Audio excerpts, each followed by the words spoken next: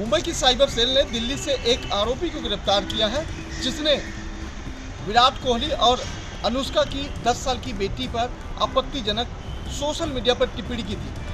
आपको बता दें कि दरअसल भारत पाकिस्तान मैच के दौरान जब मैच में भारत की हार हुई थी, इस दौरान जो है गपिस्तान नामक एक सोशल मीडिया पर कुछ लोग जो है अपनी भड़ास निकाल रहे थे। इसी दौरान यह आरोपी ने भी सोशल मीडिया पर विराट कोहली की बेटी के नाम पर एक आपत्तिजनक टिप्पणी की थी, जिसके बाद से यह सुर्खियां बन गई। फिलहाल आपको बता दें कि टिप्पणी करने के बाद वो शख्स जो है सो गया, लेकिन दूसरे दिन देखा तो यह पूरी तरह से ट्वीट जो है वायरल हो गया था। वायरल होने के बाद विराट कोहली और अनुष्का ने खुद जो है साइबर सेल में इसकी शिकायत दर्ज करा थी, जिसको लेकर मुंबई की बांद्रा साइबर सेल लगातार जांच कर रही थी। इस जांच के दौरान साइबर सेल ने दिल्ली पुलिस की मदद लेते हुए उस शख्स को हैदराबाद से गिरफ्तार किया है। फिलहाल गिरफ्तारी के बाद उस आरोपी ने अपनी गुनाह को कबूल कर लिया है। यह भी बात कही है कि उसने गलती से यह ट्वीट किया है। फिलहाल मुंबई की साइबर सेल ने गिरफ्तारी के बाद उसे कोर्ट में पेश किया, जहां 15 नवंबर तक न्यायिक हिरासत में रखने का आदेश दिया गया है। कैमरा पर्सन विनय सिंह के साथ मैं सोनी एनबी न्यूज मुंबई।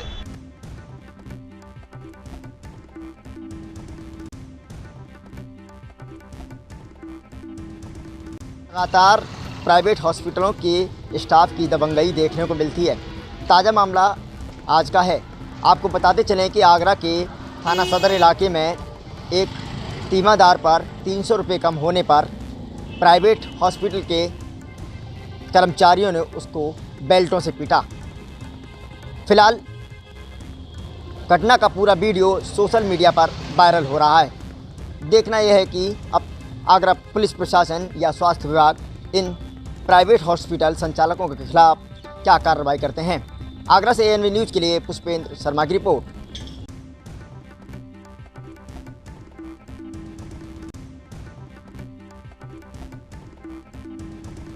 उत्तर प्रदेश का 2022 विधानसभा चुनाव अब नज़दीक है और ऐसे में अब अमेठी में एक पूर्व भाजपा प्रत्याशी रश्मि सिंह का एक वीडियो वायरल हो रहा है, जिसमें वह साफ तौर पर बोल रही हैं कि डीएम व एसपी को दबाव देकर हम अपना काम करवा लेते हैं, वो हमसे डरते हैं और कहीं ना कहीं इसमें जो है हमारे पति जो है एक आईएएस है और हमारे पिता पुलिस ऑफिसर हैं, तो हमको पता है कि इन अधिकारियों से किस प्रकार से काम करवाया जाता है और अपना काम निकला जाता है। तो कहीं ना कहीं जिस प्रकार से इनका ये वीडियो वायरल हो रहा है, इस प्रकार से यह अपना वक्तव्य दे रही हैं, ये देखने वाली बात होती है कि इन नेताओं के ये बिगड़े बोल किस प्रकार से भाजपा की नैया पार लगाते हैं।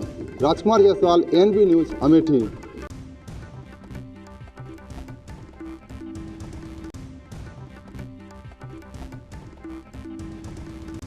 जहां एक और सरकार ग्रामीणों के हितों के मद्देनजर करोड़ों रुपए विकास को लेकर जारी कर रही है, वहीं दूसरी ओर विकास खंड के ही सरकारी मुलाजिम हैं जो सरकार के मंसूबों पर पानी फेरते साफ नजर आ रहे हैं, जिसका जीता जागता सबूत उत्तर प्रदेश के जनपद बरेली के विकास खंड नवाबगंज की ग्राम पंचायत हाफिजगंज का देखने में आया, जहां पर सरकारी योजनाओं के तहत ग्राम विकास अधिकारी विपिन सक्सेना और संबंधित ग्राम प्रधान ने स्ट्रीट लाइट लगने के लिए जो आई थी उसको ना लगाकर खुर्द-बुर्द कर उसको सरकारी दस्तावेजों में अभिलेखों में दर्ज कर दिया। वहीं 12.5 लाख रुपए की धनराशि इसी घोटाले के चलते निकाल ली गई। यहाँ आपको बताते चलें, इस संदर्भ में जब पूर्व में रहे सचिव विपिन सक्सेना से बात करने की कोशिश की तो उनका सीधा सा जवाब था कि अब क्या कर सकते हैं, जो कुछ करना है वो कर लिया जाए, हम किसी बात से नहीं डरते, जांच होगी देखा जाएगा।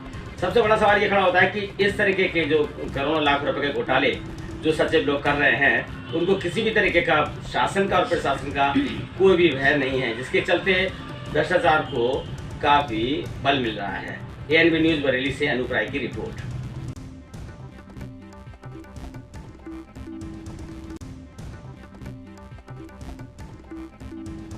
बस्ती जनपद में जहां अमित शाह जो देश के होम मिनिस्टर हैं और सूबे के मुखिया योगी आदित्यनाथ का जिले में आगमन हो रहा है, इन्हीं तैयारियों को लेकर के आज यहाँ पे जिला प्रशासन और पुलिस के पुलिस अधीक्षक महोदय यहाँ पर आए हुए हैं, यहाँ की तैयारियों का जायजा ले रहे हैं। हम मैम से जानेंगे, यहाँ की जिलाधिकारी जो है सौम्या अग्रवाल, इनसे जानेंगे क्या तैयारियाँ चल रही हैं और कितनी जल्दी जो है ये सारी तैयारियाँ पूरी कर ली जाएंगी और क्या क्या इंतजाम किया गया प्रशासन के तौर पर।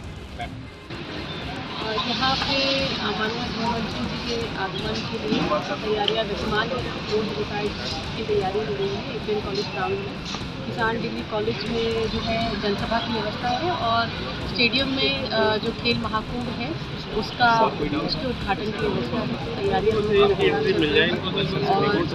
हमारे माननीय गृहमंत्री हैं उनके आगमन के लिए समस्त तैयारियाँ सिटी के रूट के डायवर्जन की क्या और जो पब्लिक को परेशानी ना हो, जो गांव के क्षेत्र से लोग आते हैं उनको उनके गंतव्य तक पहुंचाया जा सके, इसके लिए क्या तैयारी है?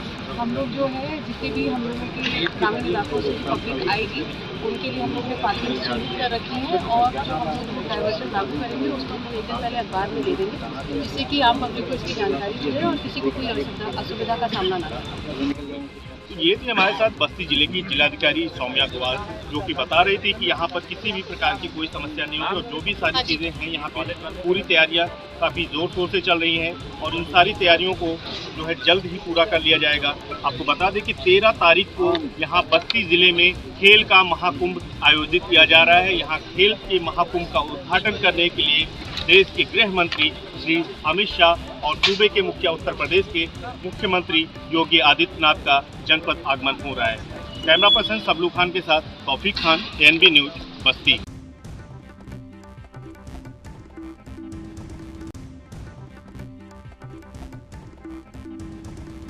थाना चांदपुर में ग्राम सुल्तानपुर में कुछ दमंग लोगों ने एक गरीब परिवार के मकान को धराशायी कर दिया, जहां उस परिवार को आहट होने पर बाहर निकले तो ट्रैक्टर से और ट्राली से दमंग लोगों ने उसके घर को चकनाचूर कर दिया और सारा सामान ट्रैक्टर ट्राली में भरकर अपने साथ ले गए। हमारी पहली कम से कम अब से 25 साल पहले खरीदी हुई जमीन है हमारी, यो है इसमें बैनामा हमारा भी है, हमारी दाद दिलाई जगह है यो। अब जिन्होंने ये बेची थी हमें बैनामा नहीं करा, तो स्टाम्प पे बिकी, पहले स्टाम्प पे जमीन बिकती थी है, तो अब उन्होंने इस पर ऑब्जेक्शन उठाया है, उन्होंने किसी दूसरे को बेच दी जाट के गोया, तो ये आकर कब्जा करा। इन्होंने आकर बताते हम तो सामान गलवाते हमारा, इन्होंने आकर 5 ट्रैक्टर ऐसे लगा दिए सीधे है। किसने लगा? जहां योगी सरकार गरीब लोगों को छत देने के लिए जगह जगह मकान दे रही है और वहीं कुछ दमंग लोग मुख्यमंत्री योगी आदित्यनाथ के सपने को चकनाचूर करने पे लगे हुए हैं। एएनबी न्यूज़ से गुड्डू भारती, बिजनौर।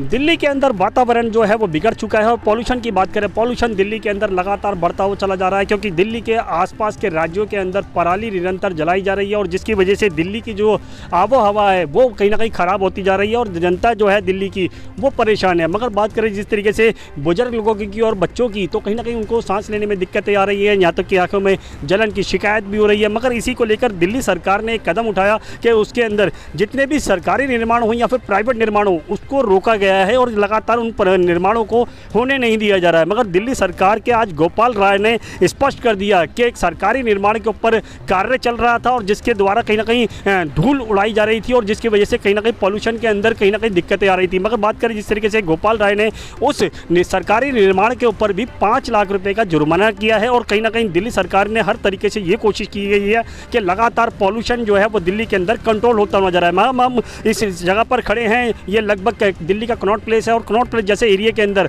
आपको दिखाने की कोशिश करेंगे किस तरीके का मौसम है और किस तरीके के वातावरण है। लगातार कहीं ना कहीं गाड़ियां भी चल रही हैं और कहीं ना कहीं गाड़ियों से भी पॉल्यूशन बढ़ रहा है। मगर बात करें जिस तरीके से पॉल्यूशन को कंट्रोल करने की, तो दिल्ली सरकार निरंतर कोशिश जरूर कर रही है, मगर जनता इस संतुष्टि से कहीं ना कहीं संतुष्ट नहीं है, क्योंकि ये जो कोशिश है वो धरातल पर देखने को नहीं मिल रही है, सिर्फ कागजों के अंदर ही कोशिश होती नजर आ रही है। मगर बात करें जिस तरीके से लगातार दिल्ली सरकार कह रही है कि हम दिल्ली के अंदर पराली को लेकर भी कहीं ना कहीं बड़े कदम उठाए जा रहे हैं और पॉल्यूशन को को लेकर भी बड़े कदम उठाए जा रहे हैं, मगर वो कोशिश कितनी है धरातल पर बिल्कुल भी साबित नहीं होती नजर आ रही है। मगर बात करें पराली को लेकर, तो पराली भी कहीं ना कहीं निरंतर पड़ोसी राज्यों के अंदर जलती जल जा रही है, चाहे हरियाणा के अंदर हो, कह सकते हैं पंजाब के अंदर हो, लगातार वहाँ का जो धुआं है वो ये दिल्ली के अंदर आ रहा है और एक सफ़ेद सी चादर यहाँ पर देखने को मिल रही है, और जिससे कहीं ना कहीं लोगों को खासी परेशानियों का सामना करना पड़ रहा है। अब देखना होगा क्या दिल्ली सरकार कुछ बड़े कदम उठाती है या फिर इसी तरीके से सिर्फ कागजों के अंदर कार्रवाई करती हुई नजर आएगी। दिल्ली से कैमरा पर्सन इरफान खान के साथ राजीव कुमार तिवारी,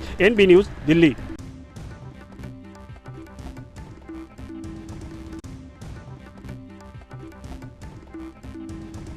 आज देवरिया में प्रगतिशील समाजवादी पार्टी के राष्ट्रीय अध्यक्ष शिवपाल यादव जी जो सामाजिक परिवर्तन रथ यात्रा लेकर पहुंचे हैं और यहां पर उनके सम्मान में उनके कार्यकर्ता द्वारा काफी यहाँ सैकड़ों लोगों द्वारा उनका सम्मान किया जा रहा है और मजबूत करने का वादा किया गया है। वहीं पर यहाँ देवरिया के सोंदा में उन्होंने रुक करके कहा कि झूठों की और वादों वाली सरकार को गिराना है और 22 में प्रगतिशील की सरकार बनाना है, जो प्रसपा के साथ रहेगा उसी की सरकार बनेगी। मैं भाजपा को हटाने के लिए किसी त्याग को तैयार हूं, चाहे अखिलेश मुझसे विलय कर लें और चाहे अखिलेश मेरे लोगों का सम्मान करें। एक साथ मिलके भाजपा की सरकार को उखाड़ फेंकने का काम किया जाए। शिवपाल यादव ने यहाँ पर यह भी कहा कि भाजपा के लोग किसानों को, बेरोजगारों को और यहाँ की जनता को ठगने का काम किया है। जो पुलिया सड़क मैंने बनवाया उसके बाद कोई निर्माण नहीं हुआ और ये लोग वादे तक रह गए। बिजली से लेकर किसानों के वादे कुछ पूरे नहीं हो रहे हैं। बड़े 5 घरानों को सरकार के पैसे दिए गए जो जनता के साथ छलवा है। कहीं न कहीं राजनीतिक रोटी सेकने के लिए सभी दल अब आगे आ रहे हैं। चुनाव नजदीक है, सबके वादे सामने हैं। शिवपाल यादव जो अध्यक्ष हैं उन्होंने कहा सीधे तौर पे कि बेरोजगारों को BA पास को 5 लाख रुपए मेरी सरकार आने पे दी जाएगी, वहीं किसानों की दुर्दशा दूर की जाएगी और सारे प्राइवेटीकरण को रोका जाएगा। लेकिन ये वादे कब पूरे होंगे यह तो गवर्नमेंट जिसकी बनेगी 2022 के बाद निर्णय होगा। लेकिन अभी जनता को लुभाने का कार्य चल रहा है और आज देवरिया में प्रसपा के राष्ट्रीय अध्यक्ष का सामाजिक परिवर्तन रथ यात्रा पहुंचा। यह रथ यात्रा अनेकों जगह स्वागत के साथ आगे बढ़ता रहा। तो राजनीतिक सरगर्मी के साथ अब सभी दल अपनी ताकत दिखा रहे हैं। अभी समाजवादी पार्टी की कभी ऋण कहे जाने वाले शिवपाल यादव अपनी ताकत का एहसास सभी को करा रहे हैं और पूर्वांचल में उनके रथ यात्रा का स्वागत भी हो रहा है। सामाजिक परिवर्तन रथ यात्रा कितना रंग लाएगा ये आने वाला वक्त बताएगा और 2022 का चुनाव निर्णय करेगा कि किस पार्टी की सरकार बनती है, किसके वादे पूरे होते हैं। देवरिया से Vishal Mishra, NB news.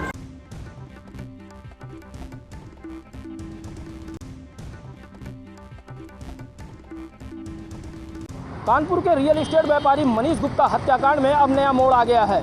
CBI team को जांच मिलने के बाद पहली बार सीबीआई टीम गोरखपुर पहुंची और घटनास्थल जो होटल था उसका निरीक्षण किया। कमरा नंबर 112 में बारीकी से सीबीआई ने जांच पड़ताल की। सूत्रों की माने तो सीबीआई के हाथ कुछ अहम सुराग लगे हैं। हालांकि टीम में कोई भी कुछ बोलने से इनकार किया, लेकिन माना जा रहा है सीबीआई के हाथ कुछ बड़ा लगा हुआ है। जल्द ही पूरे तथ्य सामने आ जाएंगे और इस घटना का पर्दाफाश हो जाएगा। बताते चले कि विगत 27 अक्टूबर को कानपुर के व्यापारी की गोरखपुर में हत्या हो गई थी और आरोप पुलिस पर लगा था। इसको देखते हुए मृतक की पत्नी ने जो थाना प्रभारी रामगढ़ ताल थे JN सिंह और अक्षय मिश्रा सहित 6 पुलिसकर्मियों के ऊपर हत्या का मुकदमा दर्ज कराया था। बाद में ये फरार चल रहे थे और पुलिस टीम इनके ऊपर इनाम घोषित करने के साथ ही इनको गिरफ्तार कर जेल के सलाखों के पीछे पहुंचा दिया था। उसके बाद हो हल्ला मचने के बाद पूरी जांच SIT के हाथों सौंप दी गई थी, लेकिन मृतक की पत्नी ने लगातार सीबीआई जांच की मांग की और सीबीआई जांच स्वीकृत होने के बाद पहली बार गोरखपुर में सीबीआई टीम पहुंची और जांच पड़ताल की। बता दें कि 17 नवंबर तक जो आरोपी पुलिसकर्मी हैं इनकी न्यायिक हिरासत है माना जा रहा है। सूत्रों की माने तो जो सीबीआई टीम है इनको अपने रिमांड पर लेकर पूछताछ कर सकती है और जो भी तथ्य है वो सामने जल्द आ सकते हैं। हालांकि पुलिसकर्मी कब दोषी सिद्ध होंगे और कब उन पर सजा होगी, या ये बड़े आरोपी हैं या ये निर्दोष हैं, ये सीबीआई जांच में पूरी तरीके से साफ हो जाएगा। ANB न्यूज़ के लिए गोरखपुर से गोविंद कुशवाहा।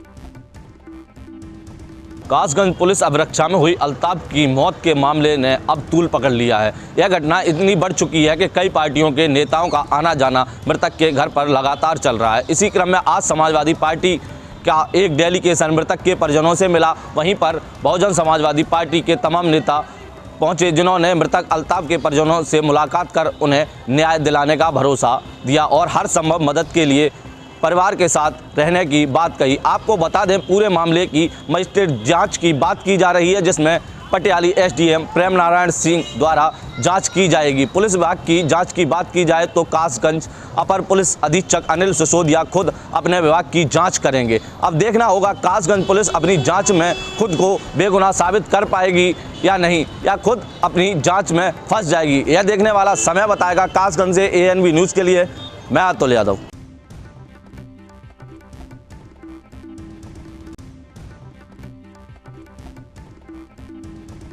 गाड़ियाँ दुर्घटना को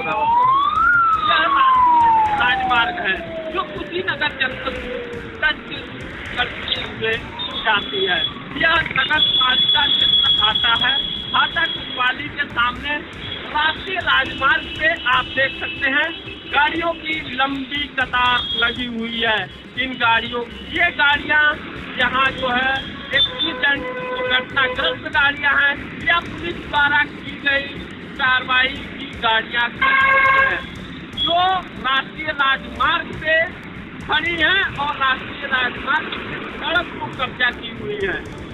इस वजह से आए दिन यहाँ दुर्घटना के शिकार होते रहते हैं। इससे न अधिकारी की नजर है और न ही NHI के जिम्मेदार अधिकारियों की इसकी कभी भी नहीं लेते हैं। इस वजह से आए दिन लोग दुर्घटना के शिकार होते रहते हैं। अब देखना यह है कि ये गाड़ियाँ कब तक खड़ती हैं और लोग दुर्घटना होने से कैसे बचते हैं। ये लोग गाड़ियाँ खड़ी हैं। आने वाले समय में जो ठंड का मौसम आ रहा है कोहरे की वजह से इससे दुर्घटनाएं बढ़ सकती हैं, लेकिन इस पे किसी जिम्मेदार की नजर नहीं जा रही है। अब देखना यह है कि ये गाड़ियां हटती हैं या इस वजह से लोग दुर्घटना के शिकार होकर मौत के गाल में समाते रहते हैं। कैमरामैन के साथ ANB न्यूज़ कुशीनगर।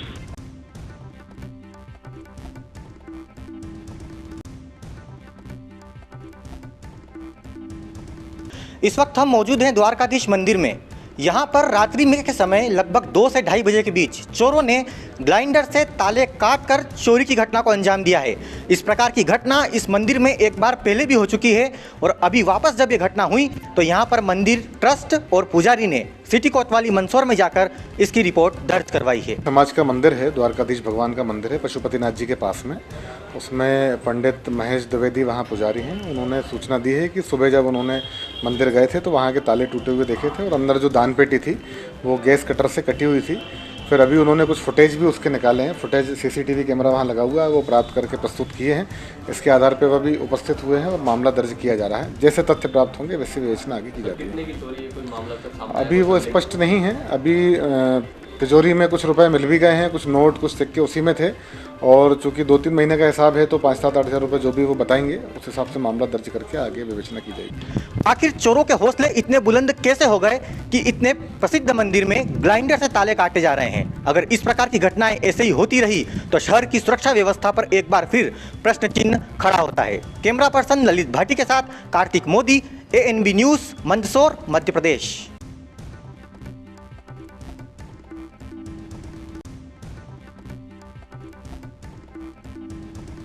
मथुरा जनपद में आज भारतीय किसान यूनियन अम्बापता के द्वारा आज जिला अधिकारी कार्यालय पर धरना प्रदर्शन किया गया। उनकी मांग थी कि जिस तरह मथुरा जनपद में जो DAP खाद की जो कालाबाजारी हो रही है जिसको रोकथाम के लिए उन्होंने आज 6 सूत्रीय ज्ञापन दिया है और प्रशासन से मांग की है कि जल्दी से जल्दी कालाबाजारी पर रोक लगाई जाए, जिससे किसानों को DAP खाद सही मूल्य पर मिलना चाहिए, जिसको लेकर आज भारतीय किसान यूनियन अम्बापता के कार्यकर्ता और पदाधिकारियों के द्वारा जिला अधिकारी कार्यालय पर धरना प्रदर्शन किया गया और उन्होंने 6 सूत्रीय मांग का ज्ञापन अधिकारियों को सौंपा गया है और उन्होंने कहा है कि जल्दी से जल्दी समस्या का हल निकलना चाहिए। जिस तरह से अब ठंड का सीज़न है और ठंड के सीज़न में गौवंश भी उनकी फसलों को नष्ट करते हैं और उसको लेकर भी जिलाधिकारी कार्यालय पर उन्होंने धरना दिया है और 6 सूत्रीय मांग का ज्ञापन अधिकारियों को दिया गया है और जल्दी से जल्दी मांग की है कि वो हमारी समस्याओं का हल निकालें। मथुरा से रिंकू शर्मा, ANB न्यूज।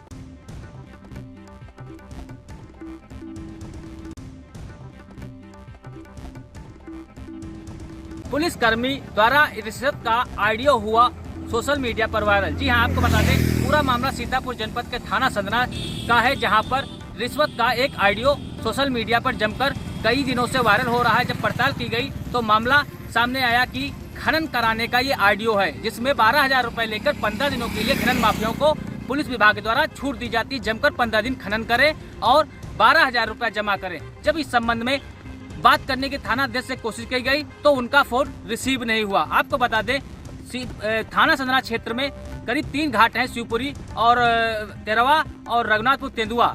इन घाटों से खनन माफियाओं को 12,000 रुपए लेकर 15 दिनों के लिए छूट दी जाती है कि दिन दहाड़े आप खनन करिए, राजस्व का चाहे हानि हो चाहे कोई भी हो, क्योंकि उनको पुलिसकर्मियों को 12,000 रुपए दे दिया जाता है खनन माफियाओं के द्वारा और 15 दिनों के लिए छूट मिल जाती है।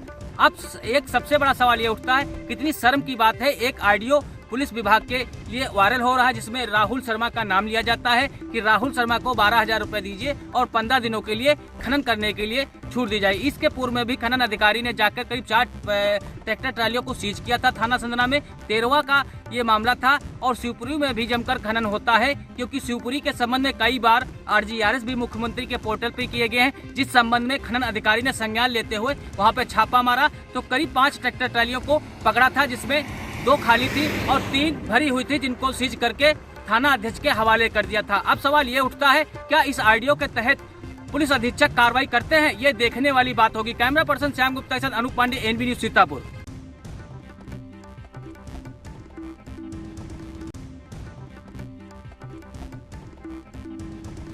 रेलवे स्टेशनों को बम से उड़ाने की धमकी के बाद DRM ऑफिस सहित सभी जो एजेंसियां हैं, सिक्योरिटी एजेंसियां हैं, वो अपने पूरे अलर्ट पर हैं। आप देखेंगे कि किस तरह से इस धमकी के बाद पूरा विभाग जो RPF की बात करें, GRP की बात करें, वो पूरी सतर्कता के साथ जो है वहाँ यहाँ जांच हो रही है और कोई भी आने जाने वाला व्यक्ति है, रेलवे से सफ़र करने वाले जो लोग हैं, उनकी सुरक्षा और जो संदिग्ध लोग हैं उनकी धरपकड़ के लिए जो है वो पूरी इन्होंने कमर कस ली है। यहाँ आप देखेंगे कि बड़ी संख्या में जो जवान तैनात जगाधरी रेलवे स्टेशन के पर हैं, जो कि यहाँ पूरी जाँच कर रहे हैं। जो भी आने जाने वाले व्यक्ति हैं उनके सामान की तलाशी ली जा रही है, उनके आने जाने की जो वजह है, कहाँ से आ रहे हैं, कहाँ जा रहे हैं, ये पूरी तरह से उनको जांचा जा रहा है। आप देखेंगे कि ये जो ट्रेनें हैं जो भी आ रही हैं उसमें जो है पूरी चेकिंग का जो व्यवस्था आज इन लोगों द्वारा की गई है। यहाँ हालांकि इनके पास कोई डॉग स्क्वाड की टीम तो नहीं है, लेकिन उसके अलावा जो मेटल डिटेक्टर हैं और जो और व्यवस्थाएँ हैं वो इनके पास पर्याप्त मात्रा में, जिसके तहत ये जाँच कि किस तरह से जो जांच चल रही है और क्या क्या व्यवस्था है जांच की और लोगों की सुरक्षा के लिए क्या इंतजाम है। हमारे साथ मौजूद हैं। इस पत्र को हमारे अफसरों के माध्यम से, हमारे दफ्तर के माध्यम से हमारे तक आया है और उसके साथ साथ हमारे अफसरों की गाइडलाइन भी है कि आप गाड़ियों में चेकिंग बढ़ा दो, प्लेटफार्म पे सुरक्षा व्यवस्था रखो, किसी भी आदमी से जैसे कोई ओपरा आदमी लगता हो, जो आम यात्रियों से हट के दिखता हो या कोई संदिग्ध व्यक्ति हो, वस्तु हो, कोई ऐसी चीज़ हो, तो उस पर हम विशेष तौर से नज़र रख रहे हैं। इसके सुरक्षा की दृष्टि से हम सिविल में भी और वर्दी में आप देख ही रहे हैं कितने लोग हैं। बाकी इनके अलावा हम सिविल वर्दी में भी गाड़ियों में और प्लेटफार्म पे आदमी छोड़ रखे हैं, जो हर आने जाने वाले यात्री के ऊपर नज़र रखा हुआ है। सर, यहाँ कितने लोगों हैं आपके पास, स्टाफ में कितने लोग हैं और किस तरह से जांच कर रहे हैं? क्या वो लोग जो वो पूरी तरह से आप समझेंगे कि इस पर्याप्त हैं इस जांच को लेकर के? देखिए, मेरे पास जितने आदमी हैं, हम रातों दिन लग रहे हैं। आदमी की कमी है थोड़ी, लेकिन इतनी कमी भी नहीं है। हम उस कमी को रातों दिन लग के पूरा कर रहे हैं, अपने को थोड़ा सा ज़्यादा एक्टिव कर रहे हैं, लेकिन हम यात्रियों की सुरक्षा में किसी भी प्रकार की कोई कोताही नहीं होती। जी धन्यवाद। ये थे हमारे साथ नरेंद्र जी SHO, जिन्होंने बताया कि किस तरह से जांच जो है वो चल रही है। इनका कहना है कि जो लोग हैं, जो आने जाने वाले यात्री हैं, उनको किसी भी तरह से घबराने की, किसी भी तरह से भयभीत होने की ज़रूरत नहीं है। लेकिन हाँ, उनकी ये भी कहना है कि वो जो लोग जो संदिग्ध हैं उनको किसी भी तरह से बख्शा नहीं जाएगा। ANB न्यूज़ के लिए यमुनानगर से मोहित विज।